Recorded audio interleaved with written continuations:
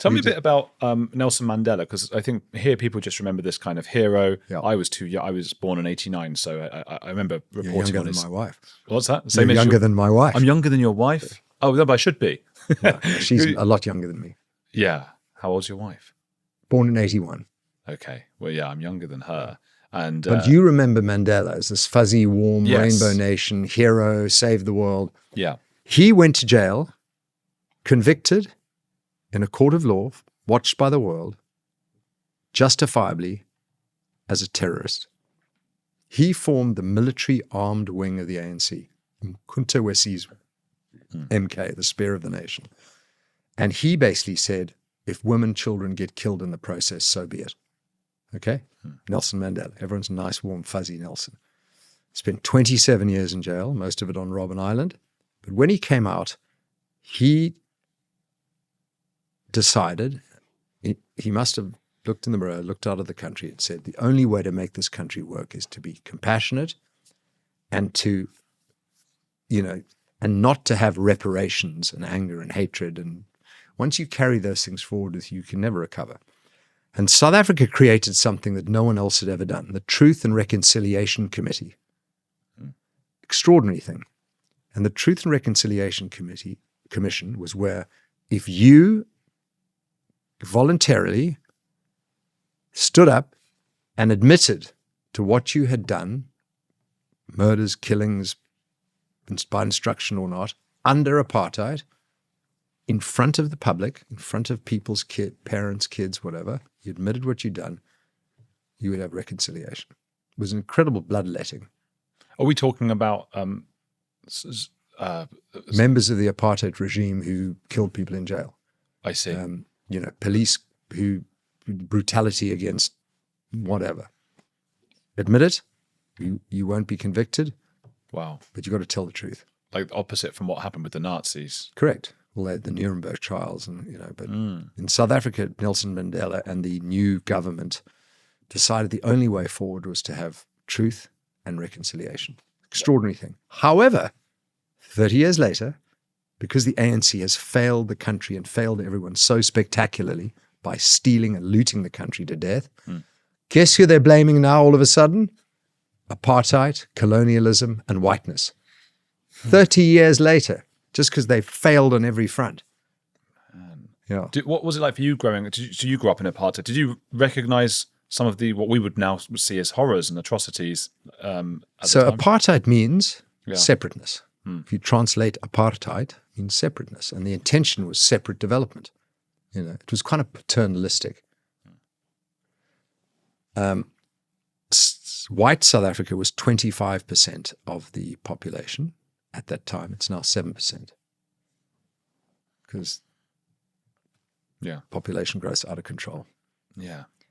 But as you say, like the kind of horrors that those people had to admit to. So as a child, we lived in a beautiful home, in a beautiful area, with staff, with servants. And you kind of like, as a child, you kind of knew there was something special about white people and something not quite as special about black people, as a child. Remember, this is what you'd see. And as you get a little bit older, you begin to understand there are rules here and rules for them and rules for us. And then when I was about 8 years old, I wanted to go to the Biscope, the movie theater, and I wanted Mr. Pete, our lovely black butler, to come with me. And my parents said, he can't. I was like, why can't he? He's not allowed to. Why is he not allowed to? And I started crying. And that's kind of when you realize it's not all right in the state of Denmark. How does that sort of sit with you to realize at a later age? It's how I grew up. I was a kid, And then I went to, boarding school, University of Cape Town, and then I did my 2 years military service. And 1983 and 1984, think about it, South Africa then. You've had the Angolan and Mozambican countries collapse into communism because of the election in Portugal, where they just pulled out of their colonies overnight. And I remember at boarding school in 1976, 77, looking at the newspapers, and you'd see these photographs of kilometers of cars with, trucks with people's beds and all their possessions streaming south from Angola and Mozambique into South Africa to escape the collapse of those countries. And then we were at war. We were at war. boys were leaving school or university to go into the military to go and fight in Angola against Cubans and the Marxist MPLA, backed by the Russians. I did 83, 84 as an infantry officer, didn't see combat. And then I went to America in 1985. And in 1985, we were having pitched battles in Angola, tank battles, outnumbered against the Marxists and winning them. So what does it feel like now to see your country start to go that way in terms of Marxism? It's kleptocracy followed by racism, followed by socialism. It's not, I wouldn't say it's Marxism. If the EFF get in, game over. But they're at 8% of the vote. So hopefully that's, which is still 1 million. We've got 60 million people. So if you take 8%, that's still a lot of people voting for a very hard left organization. You still have free speech, though. I've heard. Yes, you we talk do. About, yeah. Now good point. So if I was speaking like I do in South Africa and here in Iran, Russia, China, I'd be disappeared.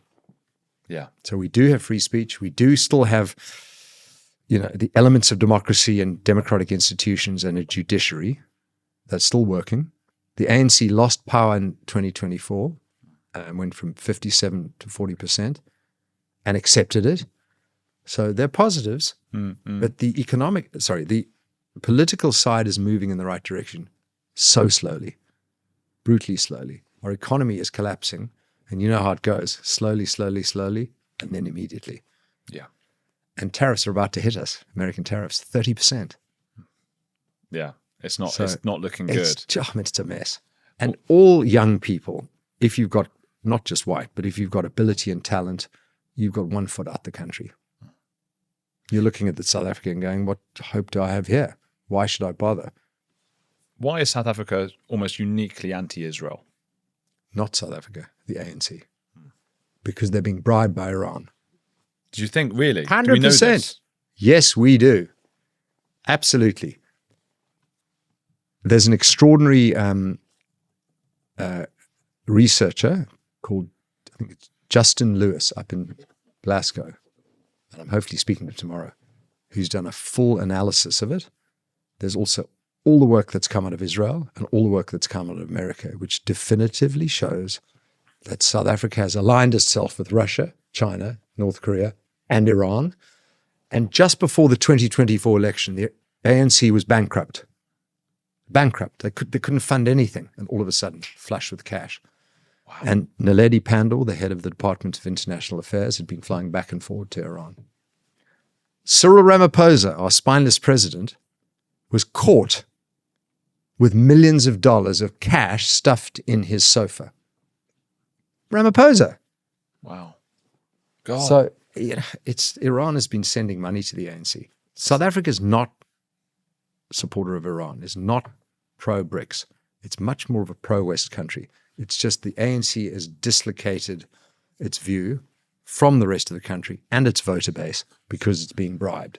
It's mad how Iran has its sort of fingertips. I know. ANC is an Iran proxy. That's how the world should see it. Wow.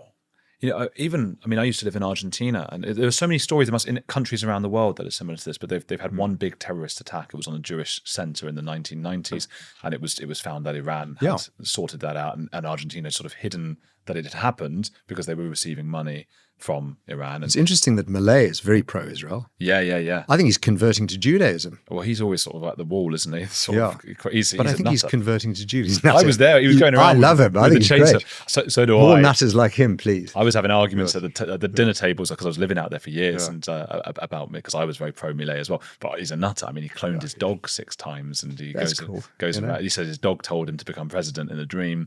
Goes around with a chainsaw everywhere. He's very cool. What a character. We need a Malay in South Africa. Quite possibly. I mean, the previous. I mean, Christina Kirchner was the previous, and she ends up. I think she's either in prison. Is she actually in the prison? She's in jail. That's interesting. And I mean, she had hidden, I think, the millions. Some of it must have come from the Iranian government in a monastery. It was found with the nuns. That's the kind of thing that goes on. And like in the newspapers in like the UK and the US, they wouldn't even know about that stuff. So people don't know what's going on in South Africa. Mm. There are so many. I think there are 300,000 South Africans within the M25. Wow. And all in positions of, doing extremely well. So you've got a lot of South Africans here. The problem when South Africans leave South Africa, it breaks your heart. It's such a beautiful, magnificent country, despite its ills. It is. You know, my New Zealand wife just, you know, we moved back in 2017, and she said to me, I just love this place. I never want to leave. I'd love to get out there again. I haven't been there since I was 13. Come down. Yeah, I will. Well, if you invite me over, maybe you're I'll pop invited. down. I'd love that. It's a beautiful place. So when people leave South Africa, they because it breaks your heart to leave. You know, you're being forced to leave through opportunity. You badmouth the country. It's the only way you can justify